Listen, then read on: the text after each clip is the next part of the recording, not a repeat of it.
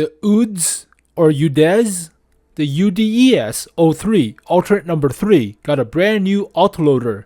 The ST-62 got up-tiered to tier 10 and fixed the errata with a horsepower per ton ratio of only like 15 or 16, which is terrible for a light tank. And there's a bunch of HD pictures for the recent vehicles and the new Frontline Map. So alright folks, there's a bunch of Supertest news to go through, but let's start with this vehicle. It's not exactly a new tank. It has been collecting dust for about 2 to 3 years now. I thought it was like the 3rd year of Battle Pass tier 9 special tank, but did not come out. We got the 𝙋𝙤𝙘𝙨 and the K91 PT. So this was scrapped. It's a mediocre sniper of a medium tank, if you will. Doesn't have the armor like the cousin at tier 9, the UDES 16 for that matter, but it's alright of a gun. It's okay. It's not that mobile, only 50 kilometers per hour top speed, so not the fastest, but it's alright. I rated it like a 5 out of 10, but they gave it a autoloader with 3 rounds in the clip, 3 seconds between each shot, and it's like a Swedish version of a Char Future Project 4, for that matter. Good accuracy for autoloader. Gun depression. It's a lot faster now too, at 65, and better horsepower per ton ratio, and better view range. The armor is the same, health is the same, but it's a lot more capable with 3 rounds, right? It should be. But here is a better comparison page of the stats, so same penetration, same alpha, a little bit less rate of fire, but it's autoloader, so better burst, same traverse, gun depression, longer to aim, but better accuracy for some reason. It's an autoloader, logically should be worse in terms of accuracy, but hey, what the hell. A little bit less DPM by only 100, and the downside is no more rammer because autoloader, obviously, but health is the same, armor is the same, no armor whatsoever, but weighs 30 tons, a little bit horsepower per ton ratio buff, which is not bad. I mean, still good, but the top speed buff is dramatic, 50 to 65. That is a whole lot better, a whole lot. And put a turbocharger, even better, right? So pretty good. Hull traverse buffed, also nice, and view range slightly buff with the still pretty good camo too. So originally I rated it at 5 out of 10. Now it's like a 7, maybe 6.5. It's pretty good. I mean, it's a whole lot better than the single shot slow moving sniper without penetration or alpha like the Leopard prototype, right? So a whole lot better, but they nerfed the shell velocity slightly, so leading your shot as a sniper is a little bit more difficult per se, but still good. I mean, still good, I think. High explosive got a buff to the shell velocity for some reason, which is not bad, but still 53 millimeters of pen, which is not good for high explosive, but small detail. Yeah, maybe a 7 out of 10 now. Not half bad, but it's not the same playstyle as the hull down UDES 16s or 15/16 for that matter. It's okay.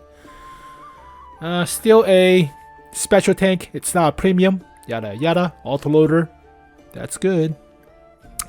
Alright, moving on to the ST-62, which got the errata of the horsepower per ton ratio.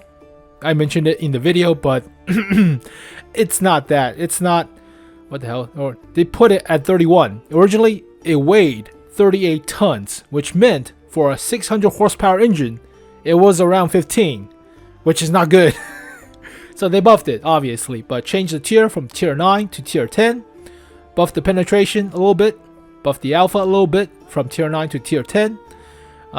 There's an error with the accuracy. I'll show you later, but technically it's 0.4 accuracy on paper and 0.38 with a 100% crew, and you get 5 less rounds of the 100mm auto reloader, but Wargaming does not proofread. Ugh.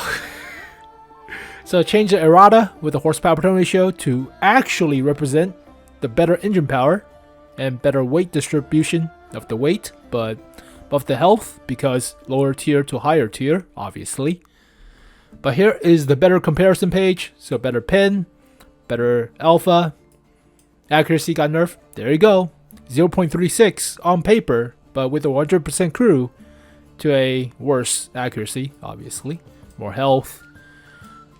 Weight got changed from 38 tons to 30 tons, obviously, for a 600 horsepower engine carrying a 40-ton vehicle. That's only 15 horsepower per ton ratio. Yeah, you have to buff the engine power. Originally, it was 15.8. Oh god, that sucks as a light tank. So 35 is a whole lot more respectable, right? It's not as crazy as the T100 light tank, but it's a lot better than 16. Ugh. But view range is the same, camo is the same, so nothing much different from there. It's a whole lot better than 16 horsepower per ton ratio. They buffed the shell velocity. Not really, never mind. They buffed the penetration. They nerfed the shell velocity of the gold shell and the high explosive. Alright. You also carry 5 less rounds, but it's an auto reloader. They did not change the aspect of the auto reloader, so that's good. Did not nerf that part, but it's a combat light tank. It's not a premium. This is obviously the original preliminary stats page, so no premium for there, but still the Russian style of auto reloaders. It's a whole lot more capable now, but it still doesn't have the crazy horsepower per ton ratio of something like the T100 light tank. Not even close. T100 light tank has like what, 45? With a turbocharger, I have 51. Horsepower per ton ratio. It's even better than EBR. Yeah. So it's not even close, but it's a combat light tank. The gun performs as an autoloader of sorts. You have the burst damage now with better alpha and slightly better penetration. I still say it's good. I mean, I'm scared of light tanks, so they are very skill dependent. It's like the recent Char Model 75. In the hands of a good player, they're great. In the hands of a terrible tomato, you're screwed. The whole team is screwed. So it is very tilting of a vehicle class to play, but how the hell would I rate this thing now? Maybe, I mean, it's still good. Maybe 7.5? It's a combat light tank. Imagine a Russian medium, but it has an auto reloader. It's a little bit smaller, so I'd say 7.5. I think I would rather prefer to play this thing than the UDES, but the UDES is still pretty good nowadays when compared to original stats. But there is the frog, the froggo, the ST-62 version number 2. That's the eyes, that's the mouth with a happy face. It's a frog. It is small too, so it's like a shrunk up version of a 274A practically, but it's cute, very cute. Yeah, it's a little small tank with a big gun. Oh, that's cute. That's adorable. It's like a chibi. Yeah. How the hell do you fit crew members, 4 of them, as well as 50 rounds of a 100mm round into there? Jeez, insane. Cram everything in there. Why not? It's like sardines. They're packed. But not a bad looking vehicle. It's cute. I like it. I really do. You have the Dushka, the machine gun, a lot of ammo discharge places. Good enough. Here is the Latta Stridsfordon that we already covered. The Swedish tank destroyer at tier 9. Was it? It's not premium, right? I don't remember it as premium, but it has a more free moving of a gun for the basic without siege mode or normal mode, but it looks a lot smaller than the Kampfpanzer 07 HK. A lot smaller. And fitting a large ass 120 onto this small of a chassis. Jesus. It's a 120 gun with tracks, and that's practically it. I mean, devastating 120, no doubt about that, but Such a small vehicle. Well, then again, it has one of the best camos in the game. It's better than the TKS that we already mentioned, but obviously, look at the size of this thing. It's super small. Ooh. We're here. We are here with the main battle tank B version. Autocannon, whatever the hell this thing is. Maybe a rangefinder. Laser designators. Not really. I don't know. There's a lot of it. I mean, it's 350mm at the turret front. It is flat for this cheek right here, but who the hell knows? We have to see the actual armor model. Really. I have to see. I have to know. It's like an L shape with the turret design. Interesting. Is that the gunner spot? That's a commander spot. There should be a loader somewhere back there, and the driver is in the front. So that's a gunner spot, but huh. Interesting. Such a weird design. It really does remind me of the T-49 turret without seeing the actual square shape on top of the turret. Yeah, it's like a cleft saucer shape in the back. How toxic is this thing going to be? Pretty toxic. Give us commoners this vehicle. I'll be so happy. I'll be hysterically happy. Also, it's rounded for the gunner station. Sort of, right? Interesting.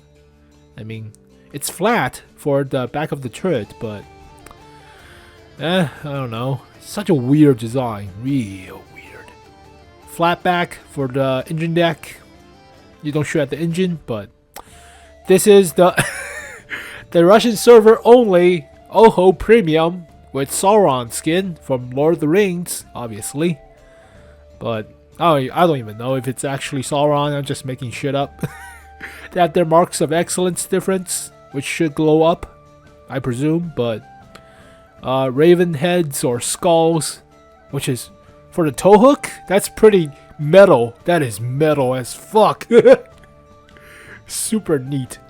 Oh man, I mean, it's not approved. This is nowhere near regulations of OSHA. There's so many ridges or sharp edges for you to poke yourself on.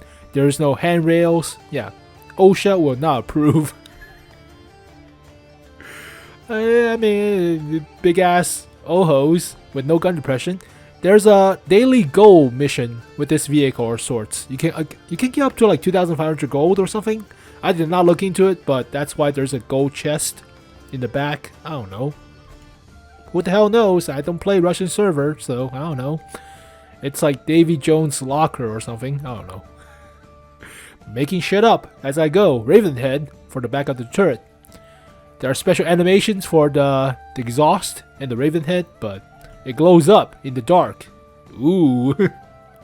Pretty neat, but we got the Terminator, so tit for tat. This is the new Frontline Map based in a desert environment, but taking a look at the actual map, there's so many buildings, surprisingly. So for A, there's a lot of buildings. How the hell do you defend this without playing a heavy tank? You don't. You have to play heavy tanks. That's crazy. B is a little bit more open, but still buildings in a square. C is the most open, even though you get shot from like here or something. There's an airstrip. I mean, looks like really heavy tank focused. I mean, there's a lot of buildings. So playing something like a sniper, like a Scorpion G, you have a hard time sniping. It's unfortunate. Yeah, a lot of buildings. Oh, it's a shipyard. It's not, well, buildings still, but it's not like a town. There's a little town right here, but lots of buildings. Yet again, a little bit open on the middle front and the right front. So if you're stuck in A, there's a lot of building to go through. Alright, fine, whatever. But they haven't put the actual details like wrecks or cover or stuff, but looks a little bit like a Gmod map, obviously. So basic for now. We'll have to wait until summer for this thing to come out. We're getting the new Steel Hunter stuff soon. quote unquote. But it's alright. I like new stuff, I like new maps, but this one seems a lot of freaking buildings. But then again, maybe it's a perspective. Maybe. I don't know. Seems like a lot of buildings, or pretty good for medium/heavy tanks. Fast, heavy tanks. What if you play artillery? Still, you have the bunker system, so preventing you from getting shot from artillery, which is good. Oh, there you go, folks. That's the last of the pictures. So we covered the UDES and we covered the ST-62. We're wrapping up this week. There you go, folks. But we might see this vehicle. Hell, we might even see this vehicle. It recently got changed again on the Supertest. Where the hell is it? But it's the same with the UDES. It's this vehicle. This thing right here. So these two are practically about the same age, but this thing got recently changed as well. Now it's a premium or not a premium on the Supertest. It's confusing, so we don't know which ones are the Battle Pass vehicles of this year. We have to wait until March or so for the actual Battle Pass, not the Terminator stuff. So usually it starts at March, April, May for the first half, and then June, July, August, and then September, October, November. So that's how usually the 3 different stages or chapters of a year goes. So we'll have to wait until March, and February seems like the sandbox for different events or showcase, like the dynamic maps or something, but we'll have to wait. But there you go, folks. A bunch of Supertest news wrapping up this week. So as always, thank you guys for watching this video. Hopefully you guys enjoyed it. I'll see you guys next time. Peace.